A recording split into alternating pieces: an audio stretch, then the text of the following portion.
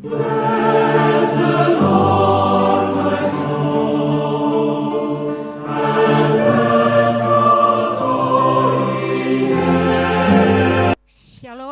dan selamat hari Minggu bagi kita semuanya.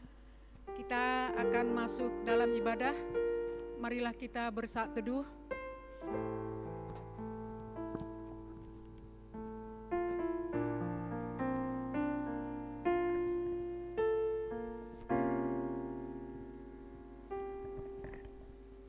Jemaat Tuhan, kami undang untuk berdiri. Berserulah kepadaku, maka aku akan menjawab. Engkau dan akan memberitahukan kepadamu hal-hal yang besar dan yang tidak terpahami, yakni hal-hal yang tidak kau ketahui. Pertolongan kepada kita adalah di dalam nama Allah yang menjadikan langit dan bumi. Turunlah kiranya atas kita sekalian anugerah dan sejahtera daripada Allah Bapa dan daripada anaknya Yesus Kristus di dalam persekutuan dengan Roh Kudus.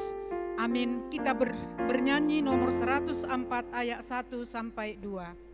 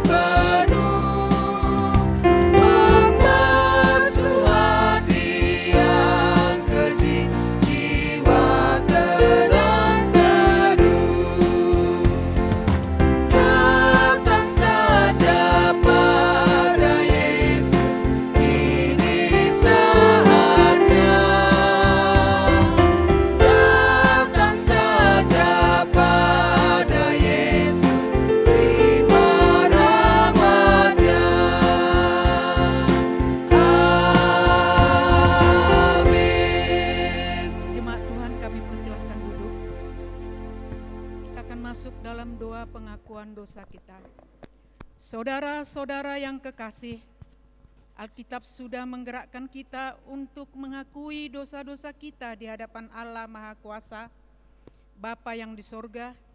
Dengan hati yang hancur dan ingin bertobat, kita menghampiri Dia supaya kita memperoleh keampunan oleh anugerah dan kebaikan hati Tuhan.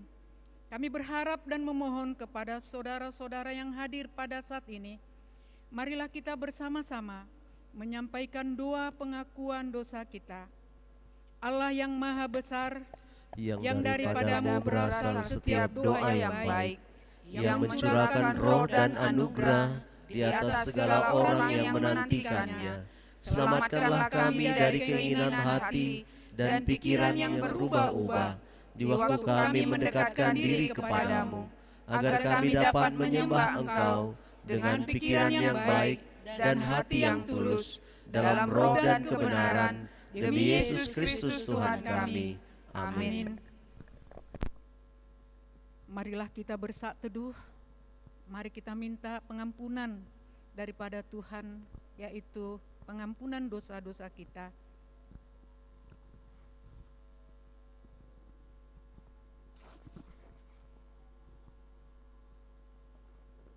Tetapi buah roh ialah kasih, sukacita, damai sejahtera, kesabaran, kemurahan, kebaikan, kesetiaan, kelemah lembutan, penguasaan diri. Tidak ada hukum yang menentang hal-hal itu. Mari kita sama-sama mengucapkan doa yang diajarkan oleh Yesus kepada kita. Kita sama-sama mengucapkannya. Bapa kami yang di surga, dikuduskanlah namamu, datanglah kerajaan-mu, jadilah kehendak-mu di bumi seperti di sorga. Berikanlah kami pada hari ini makanan kami yang secukupnya, dan ampunilah kami akan kesalahan kami, seperti kami juga mengampuni orang yang bersalah kepada kami. Dan janganlah membawa kami ke dalam pencobaan, tetapi lepaskanlah kami daripada yang jahat, karena Engkau yang mempunyai kerajaan, dan kuasa, dan kemuliaan sampai selama-lamanya. Amin. Amin. Kita akan masuk dalam responsoria yang tertulis di dalam Mazmur pasal 105 ayat 1 sampai 6 dan dilanjutkan ayat 16 sampai 22 dan ditambah ayat 45b. Di ayat 45b nanti kita sama-sama mengucapkannya. Jemaat Tuhan, kami undang untuk berdiri.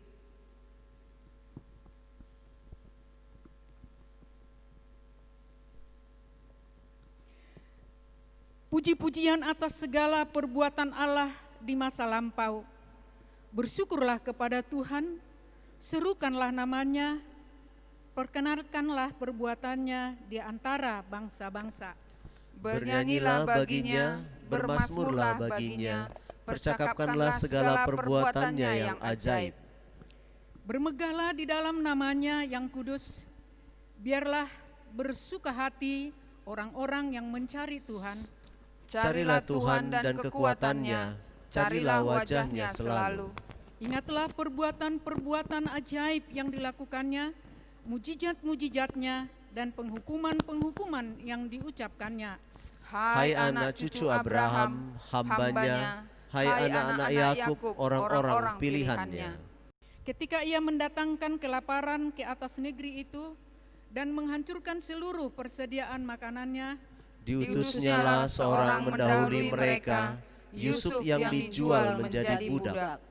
Mereka mengimpit kakinya dengan belenggu, lehernya masuk ke dalam besi, sampai saat firman-Nya sudah genap dan janji Tuhan membenarkannya. Raja menyuruh melepaskannya, penguasa bangsa-bangsa membebaskannya. Dijadikannya dia tuan atas istananya dan kuasa atas segala harta kepunyaannya. Untuk memberikan petunjuk kepada para pembesarnya sekehendak hatinya dan mengajarkan hikmat kepada para tua-tuanya. Dan memegang segala pengajarannya. Haleluya. Kita nyanyikan mulia bagi Bapa.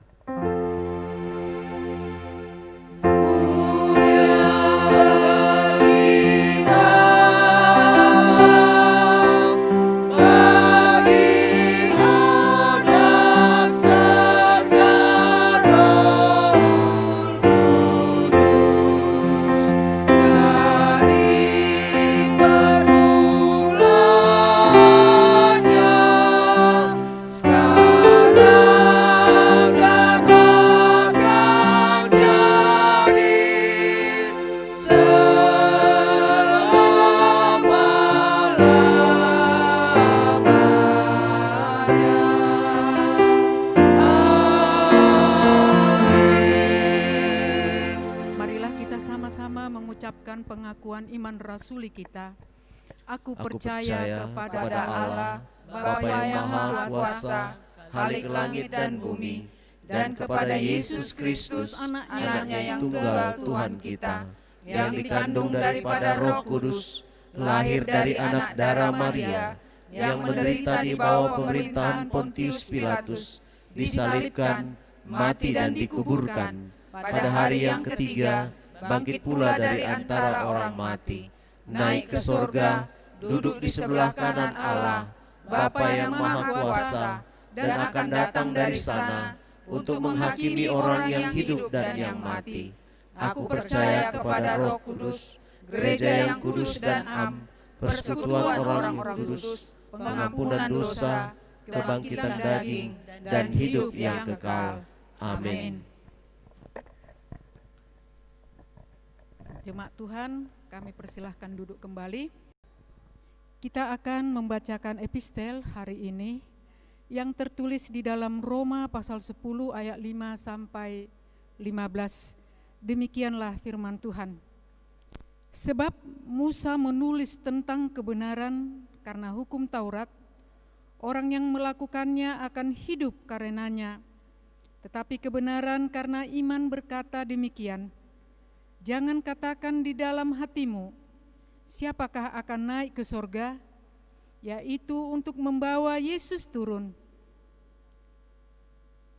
Atau siapakah akan turun ke jurang maut, yaitu untuk membawa Kristus naik dari antara orang mati. Tetapi apakah katanya ini?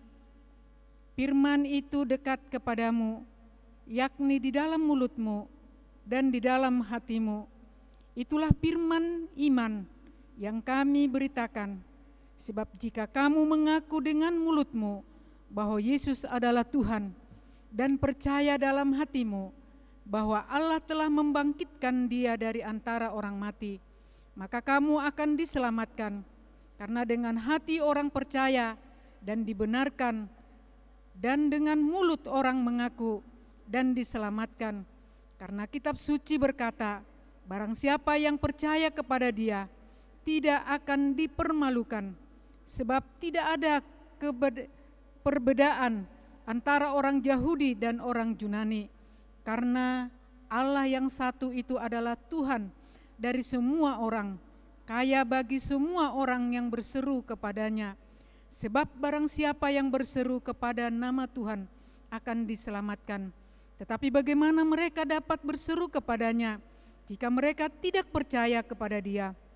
Bagaimana mereka tidak percaya kepada Dia jika mereka tidak mendengar tentang Dia? Bagaimana mereka mendengar tentang Dia jika tidak ada yang memberitakannya? Dan bagaimana mereka dapat memberitakannya jika mereka tidak diutus? Seperti ada tertulis, betapa indahnya kedatangan mereka yang membawa kabar baik. Amin.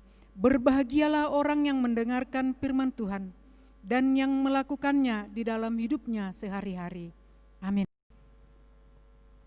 Kita kembali membuka buku nyanyian kita bernyanyi nomor 189 ayat 1 sampai 2.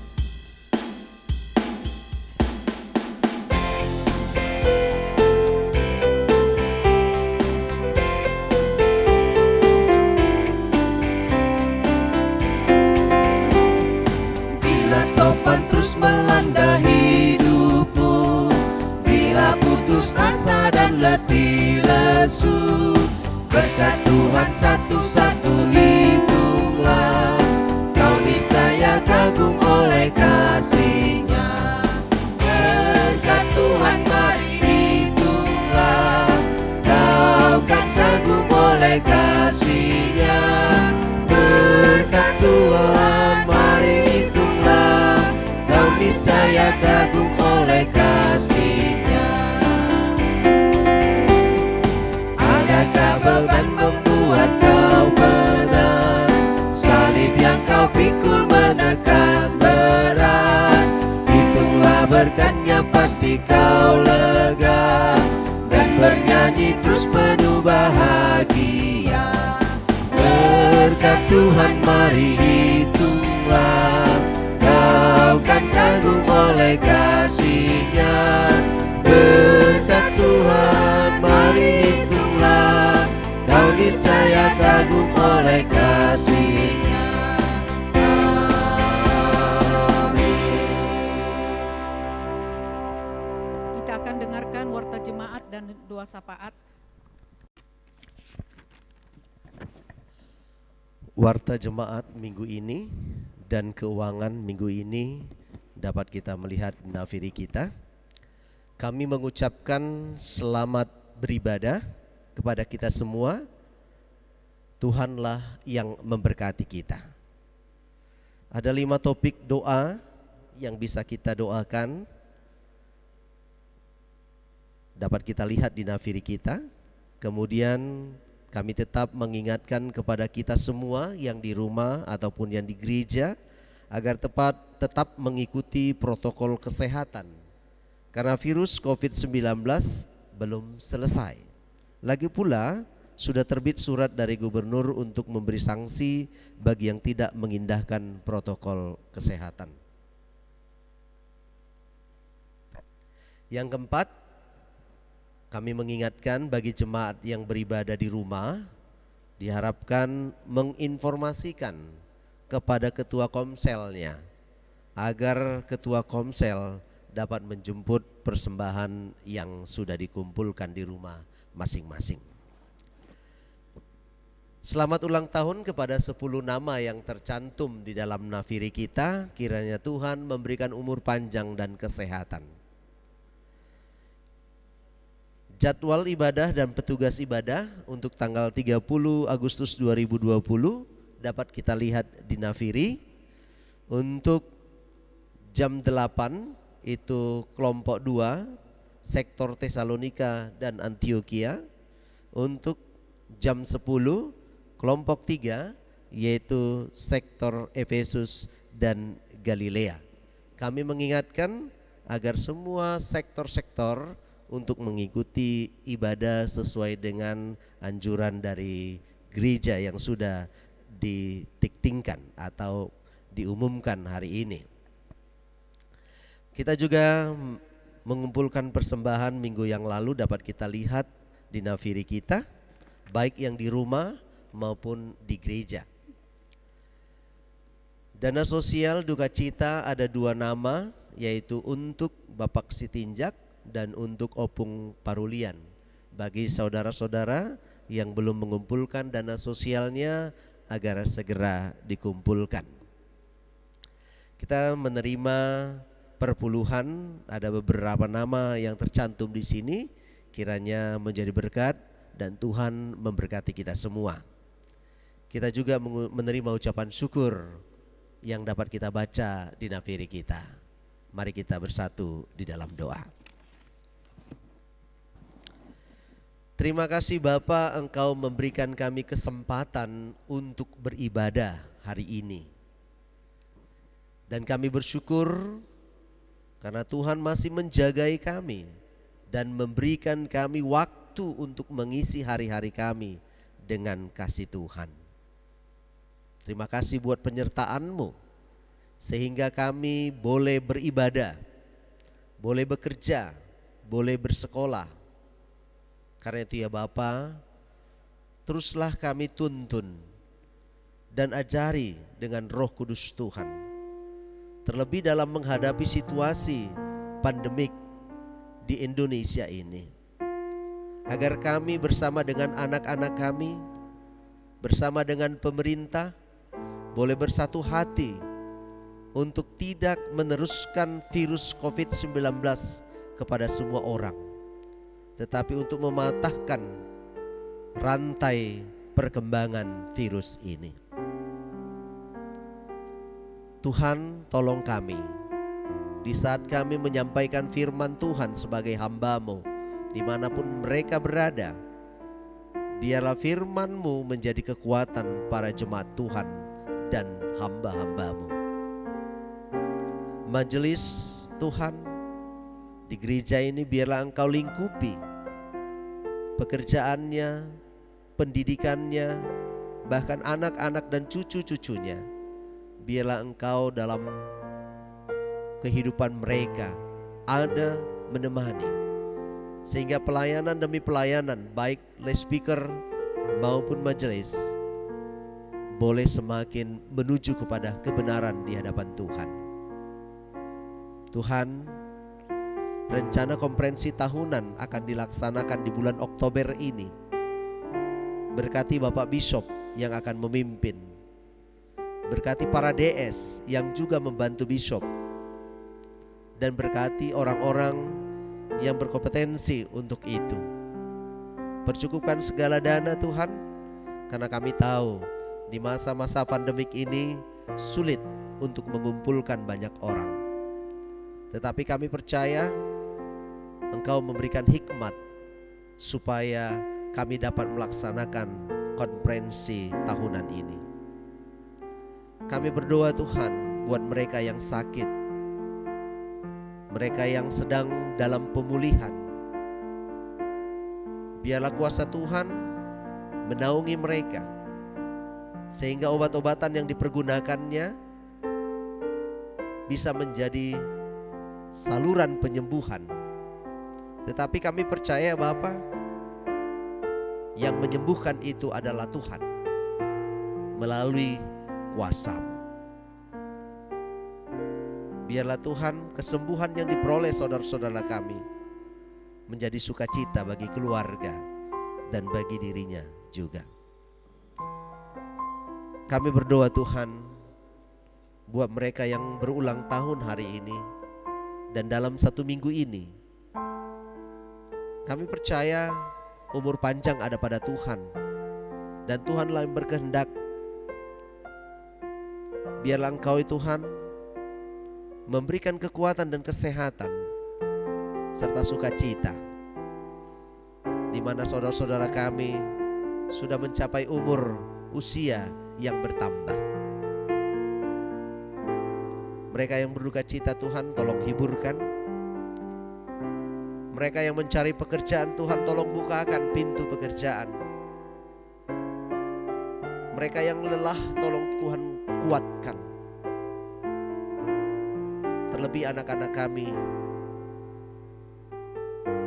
yang menghadapi pendidikan yang sangat berubah seperti biasanya.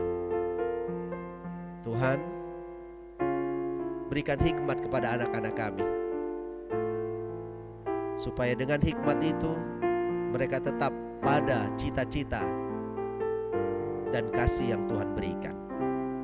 Terima kasih Bapa. Berkati hamba-Mu yang akan menyampaikan firman Tuhan. Berkati kami yang akan mengumpulkan persembahan kami. Biarlah menjadi dupa yang harum dan sukacita dan berkat bagi kami semua. Di dalam nama Yesus Kristus kami berdoa. Amin.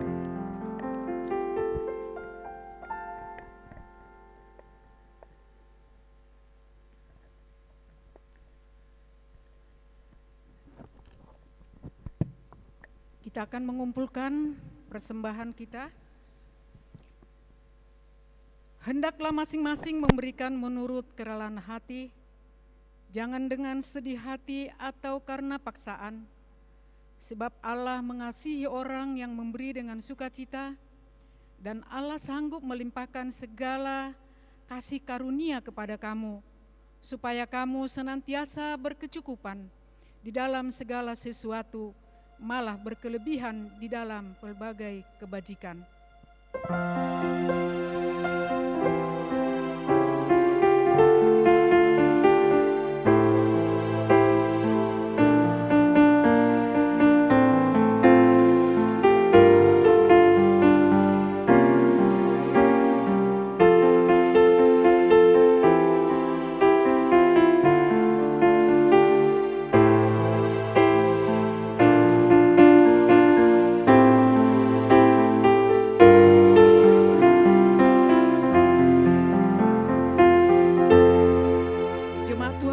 Untuk berdiri, kita nyanyikan Mohon Tuhan Memberkati.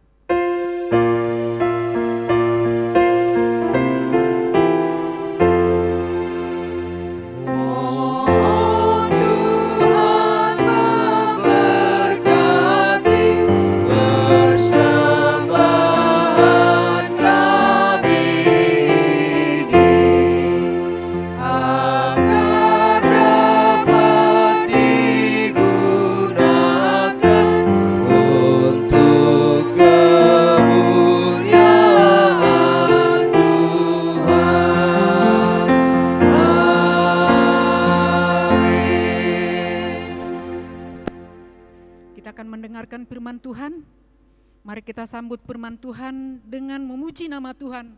Nomor 184 ayat 1 sampai 2. Di ayat yang kedua nanti kita sama-sama berdiri.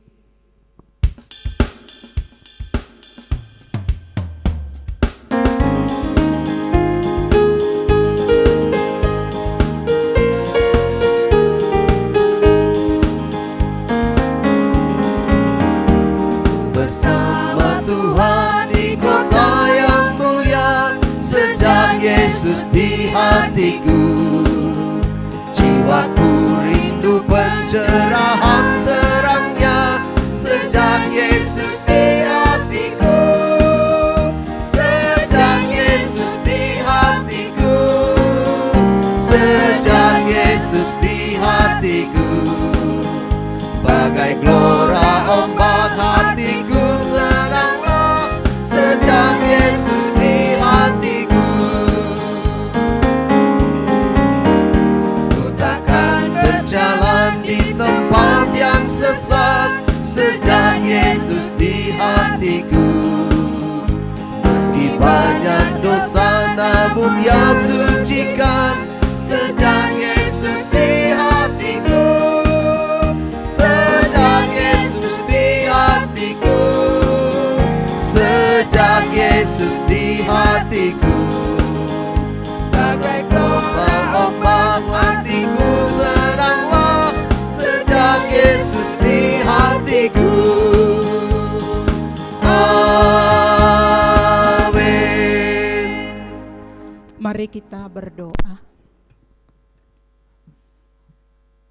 Bapa, Engkau Allah yang mengasihi kami, yang memberikan putramu Kristus Yesus untuk menebus kami, dan bahkan Roh-Mu untuk boleh tinggal dan diam di dalam hidup kami, sehingga kami bisa berjalan menuruti kehendak-Mu. Hari ini kami rindu akan firman-Mu. Biarlah firman-Mu itu menyapa kami di tengah-tengah kehidupan kami di dunia ini, sehingga firman-Mu itu menjadi pelita bagi jalan kami yang gelap dan tongkat bagi kaki kami ketika berjalan di tempat yang licin. Kami percaya Roh-Mu akan menolong kami untuk memahami firman-Mu, dan kami percaya kuasa-Mu akan memampukan kami untuk mengingat dan melakukannya. Di dalam nama Yesus kami bersyukur kepadamu. Amin. Shalom Bapak Ibu yang diberkati Tuhan. Hari ini kita akan membaca firman Tuhan yang tertulis dari Matius pasalnya yang ke-14, ayatnya yang ke-22 hingga ayat 33. Matius pasal yang ke-14, ayat 22 hingga ayat 33. Demikianlah firman Tuhan. Yesus berjalan di atas air. Sesudah itu Yesus segera memerintahkan murid-muridnya naik ke perahu dan mendahuluinya ke seberang. Sementara itu Ia menyuruh orang banyak pulang. Dan setelah orang banyak itu disuruhnya pulang, Yesus naik ke atas bukit untuk berdoa seorang diri. Ketika hari sudah malam, Ia sendirian di situ. Perahu murid-muridnya sudah berjalan. Perahu murid-muridnya sudah beberapa mil jauhnya dari pantai dan diombang-ambingkan gelombang karena angin sakal. Kira-kira jam 3 malam datanglah Yesus kepada mereka berjalan di atas air. Ketika murid-muridnya melihat Dia berjalan di atas air, mereka terkejut dan berseru, "Itu hantu!" Lalu berteriak-teriak karena takut. Tetapi segera Yesus berkata kepada mereka, "Tenanglah, aku ini, jangan takut." Lalu Petrus berseru dan menjawab Dia, "Tuhan, apabila Engkau itu, suruhlah aku datang kepadamu berjalan di atas air." Kata Yesus, "Datanglah." Maka Petrus turun dari perahu dan berjalan di atas air mendapatkan Yesus. Tetapi ketika dirasanya tiupan angin, takutlah ia dan mulai tenggelam, lalu berteriak, "Tuhan, tolonglah aku." Segera Yesus mengulurkan tangannya, memegang dia dan berkata, "Hai orang yang kurang percaya, mengapa engkau bimbang?" Lalu mereka naik ke perahu dan angin pun redalah. Dan orang-orang yang ada di perahu menyembah Dia. Katanya, "Sesungguhnya Engkau anak Allah. Amin. Sedemikian jauh firman Tuhan yang boleh kita baca pada hari ini. Bapak, Ibu, saudara-saudara, saya mau membagikan firman Tuhan ini dengan satu tema. Jauhkanlah keraguan, percaya saja. Jauhkanlah keraguan, percaya saja. Bapak, Ibu, saudara-saudara, apakah yang sering menjadi pengganggu di dalam imanmu, di dalam beriman kepada Tuhan? Apakah yang sering menjadi pengganggu di dalam kita beriman kepada Tuhan? Mungkin pertanyaan ini perlu kita pikirkan. Apa yang menjadi pengganggu bagi imanku teguh kepada Tuhan? Bapak Ibu, kalau kita memperhatikan firman Tuhan ini, ada beberapa hal yang bisa kita pelajari. Dari tengah-tengah firman yang sudah kita baca tadi, ketika Yesus di dalam nats sebelumnya memberi makan 5.000 orang. Banyak orang yang tergagum-kagum dengan kuasa Yesus. Banyak orang yang melihat bahwa Allah itu bisa memenuhi kebutuhan jasmani dari manusia. Dan ketika Yesus sudah selesai melakukan pelayanannya di halayak ramai, kita melihat dari teks firman Tuhan yang sudah kita baca ini, ternyata Yesus juga adalah manusia. Dia mengalami keletihan, dia mengalami keadaan yang mungkin lelah selesai melakukan pelayanannya. Tapi satu hal teladan yang bisa kita perhatikan dari firman Tuhan yang diajarkan oleh Yesus kepada kita pada hari ini, yang pertama adalah ketika engkau kelelahan berjalan di dalam dunia ini, ketika engkau kelelahan menjalani aktivitas hidupmu, maka tariklah dirimu ke belakang dan tinggallah engkau berdiam diri bersama Bapamu yang di surga. Ini yang pertama yang kita pelajari. Yesus menyuruh orang banyak pulang dan Yesus menyuruh murid-muridnya mendahului dia ke Betsaida, dan Yesus tinggal naik ke sebuah bukit untuk berdoa seorang diri. Kenapa harus berdoa?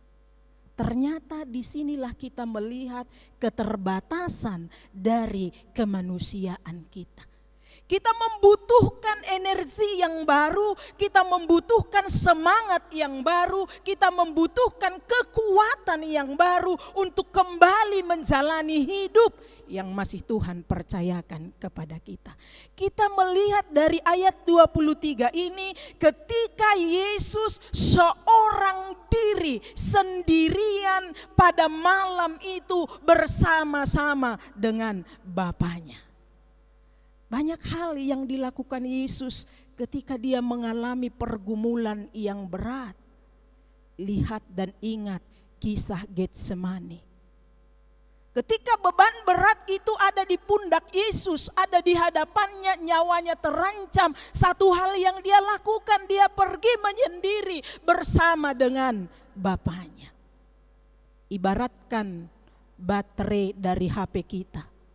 Kalau sudah habis tenaganya, maka dia perlu dicas kembali.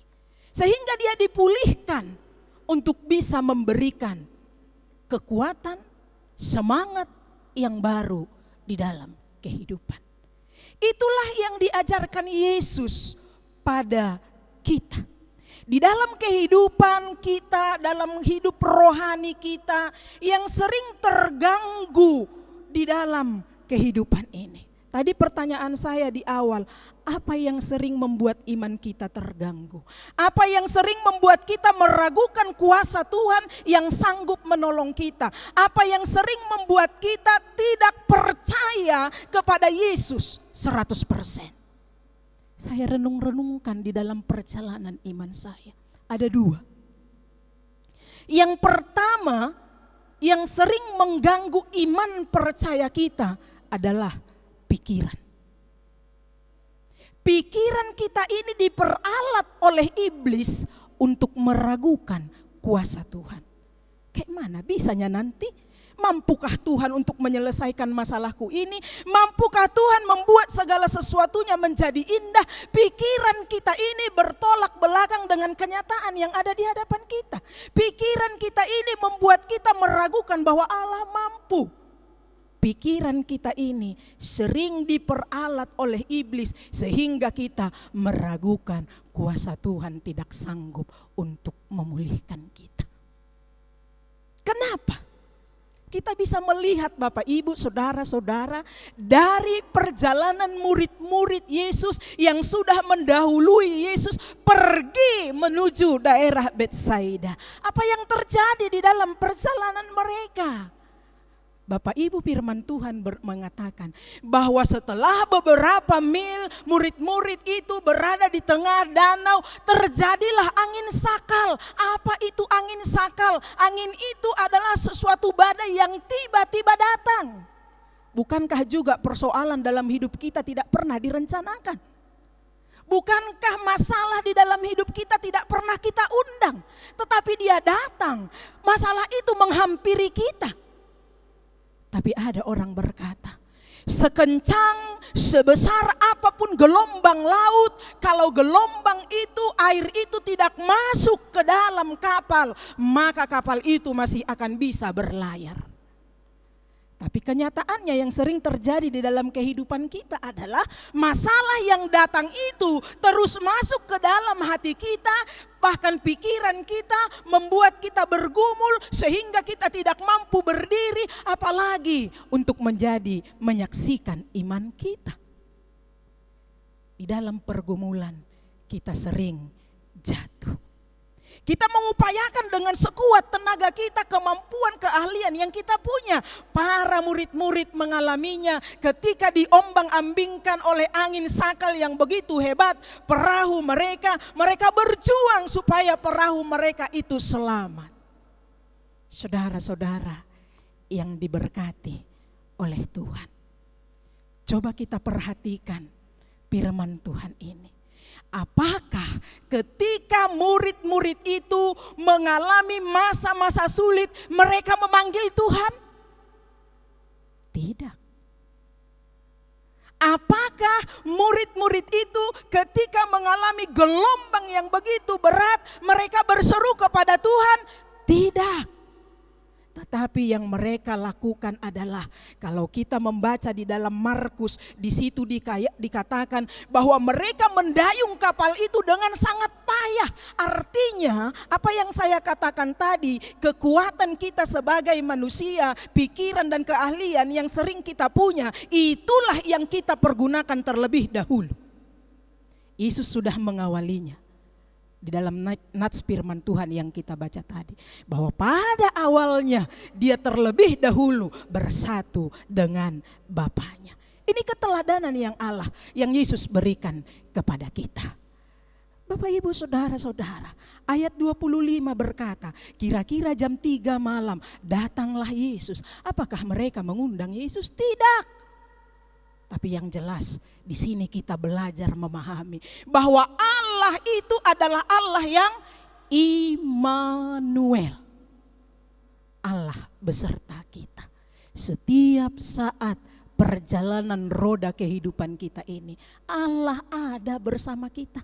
Kalau kita membaca dalam kisah yang lain, ketika murid-murid mengalami gelombang danau yang berat, Yesus tertidur. Tapi pada saat ini teks firman Tuhan berkata Yesus tidak bersama mereka. Tapi Yesus hadir di tengah-tengah pergumulan hidup mereka yang berat. Bapak Ibu saudara-saudara yang kasih, bahwa Allah itu Immanuel, Allah itu beserta kita di dalam segala problem kehidupan kita. Hanya masalahnya ada pada kita. Pikiran kita yang diperalat oleh iblis tadi meragukan kuasa Tuhan. Pikiran kita yang diperalat oleh iblis tadi meragukan, menggelapkan pikiran kita sehingga kita tidak bisa mengenal sosok Yesus yang ada bersama dengan kita. Saudara, ayat 26. Para murid itu berteriak-teriak menyerukan, itu hantu. Karena rasa takutnya mengalami gelombang kehidupan. Ketika berat dan gelapnya permasalahan dalam hidup kita, kita tidak mengenal Yesus. Kita tidak mengenal siapa Dia. Karena kita merasa persoalan kita lebih besar daripada kuasa Tuhan. Hari ini kita belajar bahwa persoalan hidup kita tidak lebih besar dari kuasa Tuhan. Ini kebenaran firman Tuhan yang harus kita pegang dalam hidup kita. Bahwa persoalan hidup kita tidak lebih besar dari kuasa Tuhan. Kita melihat ayat 27. Tetapi segera Yesus berkata, di tengah kemelut kehidupan ini, Yesus sering memberi sinyal kepada kita. Firman-Nya berkata, tenanglah. Kata tenang ini menyejukkan hati. Kata tenang ini membuat seseorang yang sudah di luar kendali dirinya tapi kembali dibuat menjadi nyaman. Kata tenang ini dikatakan Yesus supaya murid-murid ini merasa bahwa apapun yang terjadi di dalam hidupnya tidak di luar kendali Tuhan. Oleh sebab itu, ingatlah, ketika kita mengalami pergumulan, katakan dalam hatimu, tenanglah. Tenanglah. Dan Yesus tidak cukup dengan berkata tenanglah, tapi Dia berkata, aku ini jangan takut. Kenapa Yesus mengatakan aku ini jangan takut? Bapak, Ibu, saudara-saudara, pernyataan Yesus yang mengatakan aku ini menunjukkan bahwa Dia adalah Allah yang berwujud Yesus Kristus yang tinggal di dalam dunia ini menyertai manusia. Jadi ketika Yesus berkata, aku ini jangan takut, aku ada besertamu, aku Immanuel. Jangan takut oleh gelombang kehidupan yang melanda kehidupanmu. Bapak Ibu, ayat 28, keraguan karena pikiran tadi. Coba kita lihat apa yang dikatakan Petrus. Lalu Petrus berseru dan menjawab dia, Tuhan. Dia tahu perkataan pertama Tuhan. Tapi di dalam perkataan selanjutnya sungguh sesuatu hal yang meragukan. Dikatakan apabila engkau itu, berarti dia belum yakin bahwa yang datang itu Yesus. Dia belum yakin bahwa yang datang itu gurunya. Dia belum yakin yang datang itu Tuhan. Makanya dia berkata, Tuhan, apabila engkau itu, kalau memang benar-benarnya engkau itu Tuhan. Bukankah kita sering berkata seperti itu? Tuhan, kalau memang benar-benar engkau ada, selesaikan masalahku. Tuhan, kalau memang benar-benar engkau hidup, bantu aku. Kita sering menguji Tuhan. Tetapi hari ini Bapak Ibu saudara-saudara, di dalam keraguan yang ada di dalam diri Petrus, Yesus tidak membiarkannya. Ketika Yesus berkata, apabila engkau itu, suruhlah aku datang kepadamu. Tidak dengan inisiatif yang ada di dalam diri Petrus. Tidak dengan keyakinan yang penuh pada apa yang sudah dinyatakan oleh Yesus. Aku ini jangan takut. Dia tidak percaya itu. Dia masih meragukannya. Sehingga pernyataan dalam ayat 28 ini hadir di tengah-tengah Alkitab kita ini. Apabila engkau itu, suruhlah aku datang kepadamu berjalan di atas air. Yesus katakan datanglah. Bapak Ibu, disinilah peranan iman yang akan terlihat di tengah-tengah kehidupan kita. Datanglah engkau, di tengah beban gelombang kehidupanmu, datanglah kepada Yesus. Karena Dia Allah dan Tuhan yang berkuasa atas hidupmu. Kalau dalam epistel tadi dalam Roma 10, ayat 5 hingga ayat 15. Di situ dikatakan bahwa firman Tuhan itu dekat di dalam hatimu dan ada di dalam mulutmu. Ini kebenaran. Firman itu tidak jauh. Dari awal kita ada. Yesus Allah sudah menyatakan firman itu di dalam hati dan hidup kita. Tinggal mempercakapkan firman itu, tinggal mengimani, percaya akan firman itu. Sehingga dikatakan dalam firman Tuhan Roma pasal 10 ini, karena dengan hati orang percaya dibenarkan dan dengan mulut orang mengaku akan diselamatkan. Roma 10 ayat 10. Yang mengaku bahwa Yesus itu Tuhan, engkau itu Tuhan, juru selamatku, maka dibenarkan.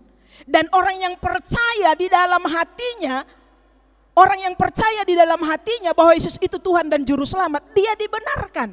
Tapi orang yang mengaku, dia akan diselamatkan.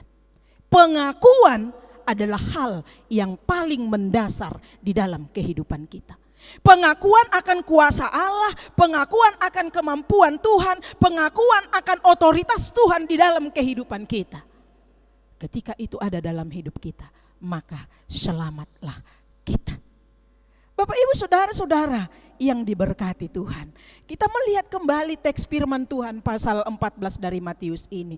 Apa yang terjadi dengan Petrus ketika Yesus berkata datanglah. Petrus datang dengan iman yang dia miliki. Dia datang keluar dari perahu berjalan di atas air. Ketika dia masih memandang Yesus, maka dia bisa berjalan di atas air. Tapi ketika pikiran tadi yang diperalat iblis untuk meragukan kuasa Yesus tadi, pada saat itulah dia mulai tenggelam. Ketika Yesus merasakan dinginnya angin, maka dia mulai tenggelam. Saya memahami dua hal tadi saya katakan, pikiran dan perasaan. Ini yang sering diperalat iblis, membuat iman kita tidak kokoh, tidak teguh mengimani Yesus di dalam kehidupan kita. Sehingga ketika Petrus mulai merasakan dinginnya tiupan angin, maka takutlah ia dan tenggelam. Tapi masih bersyukur. Masih diingat berteriak, Tuhan tolong aku. Bapak Ibu saudara-saudara, Allah tidak pernah meninggalkan kita di dalam setiap pergumulan kehidupan kita.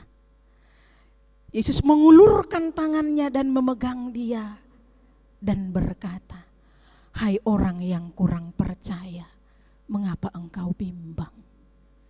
Mungkin teguran ini terjadi pada kita. Mungkin teguran ini diberikan Yesus juga kepada kita, supaya kita tidak bimbang dan ragu akan kuasa Yesus. Tapi kita tetap percaya saja. Percaya saja. Kalau percaya saja, tidak ada keraguan sedikit pun, maka akan ada sukacita di dalam hati kita ketika gelombang besar ada dalam hidup kita. Maka kata Yesus, jadilah seperti anak-anak yang percaya kepada Bapaknya, yang tidak meragukan kekuatan dan kuasa Bapaknya untuk melindungi dia di dalam posisi dan kondisi yang sesulit apapun.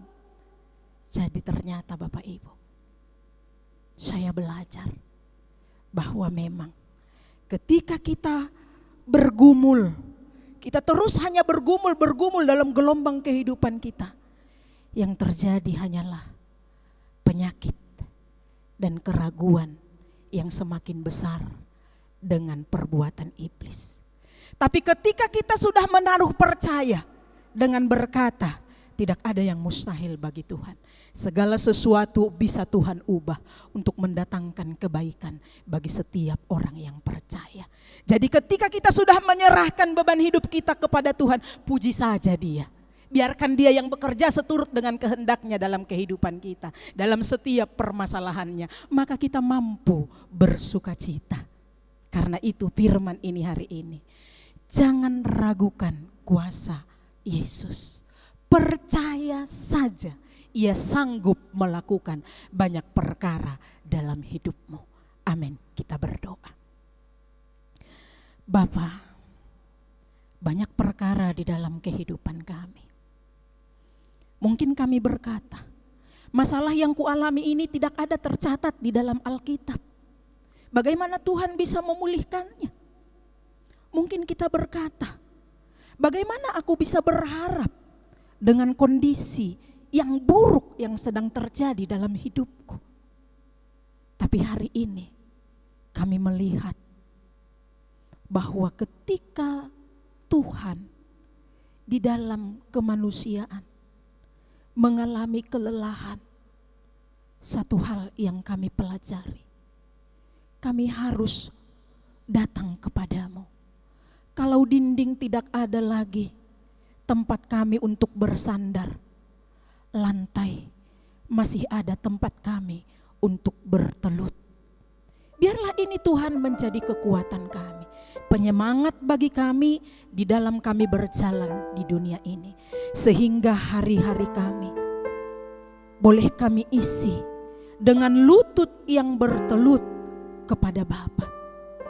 Maka kami bisa menyerahkan pergumulan kehidupan kami kepada Tuhan. Sehingga kami boleh melihat tangan Allah yang terulur untuk menolong kami, mengangkat kami, maka keluarlah pujian dari bibir dan mulut kami. Hati kami tidak menjadi tertekan, tapi kami boleh beria-ria di dalam Tuhan, memuji kuasa dan kebesaran-Mu yang tidak pernah berkesudahan dalam hidup kami. Hamba-Mu berhenti mempercakapkan firman-Mu, namun Roh Kudus-Mu kami percaya, itulah yang menguatkan kami, mengajari kami untuk mempercakapkan firman-Mu itu bagi setiap orang yang di dalam kelemahan, sehingga mereka boleh dikuatkan. Dan tolonglah kami hari ini untuk bisa menjangkau saudara-saudara kami yang sedang lemah dan mungkin hampir terpuruk, supaya kami mampu menolong mereka, menguatkan dan meneguhkan mereka, membawa mereka kepadamu, bahwa Engkau Tuhan yang sanggup memulihkannya. Terima kasih Tuhan, terima kasih untuk firman-Mu, terima kasih untuk kuasa-Mu. Tambahkan iman bagi kami, sehingga iman kami tidak bisa disurutkan oleh apapun yang menimpa kehidupan kami. Di dalam nama Yesus Kristus kami bersyukur kepada Bapa di surga. Amin. Mari kita merespon kebenaran firman Tuhan. Kita bernyanyi dari buku nyanyian rohani nomor 132. Kita menyerahkan hidup, tubuh, jiwa kita kepada Tuhan.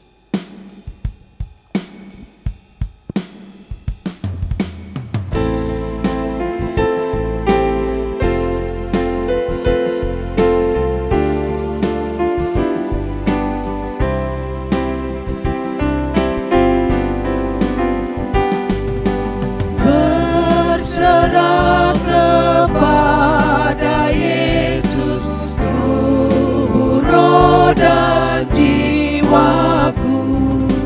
Ku kasihi, ku percaya, ku ikuti Dia terus.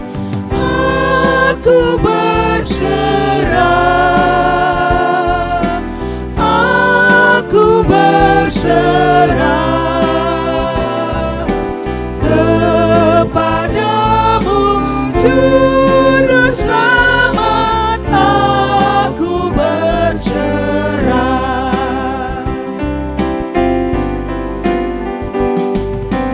berserah kepada Yesus, di kakinya ku sujud. Nikmat dunia ku tinggalkan, Tuhan terima anakmu. Aku berserah, aku berserah, aku berserah, aku berserah kepadamu, Juru Selamat. Aku berserah.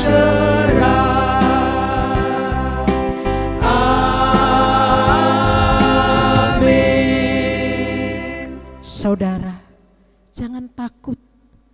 Jangan khawatir, karena Yesus besertamu. Dia selalu mengulurkan tangannya sehingga engkau tidak terjatuh dan terpelecok. Karena dia siap menopangmu. Teruslah pegang tangannya di dalam doa-doamu di keseharian hidupmu. Amin. Kepada Allah beri puji.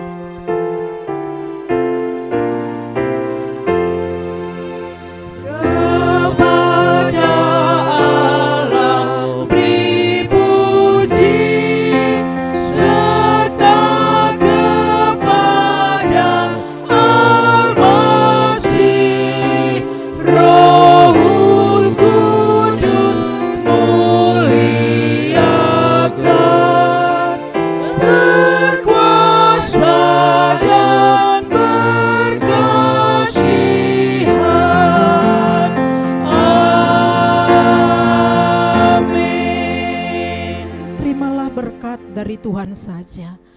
Tuhan memberkati engkau dan melindungi engkau. Tuhan menyinari engkau dengan wajah-Nya dan memberi engkau kasih karunia. Tuhan menghadapkan wajah-Nya kepadamu dan memberi engkau damai sejahtera dari hari ini, besok hingga Maranatha. Amin.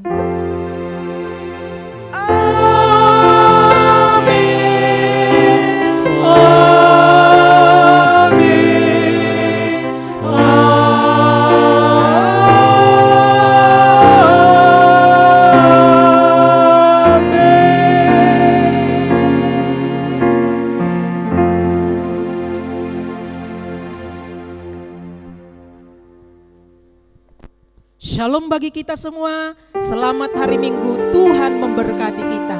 Shalom.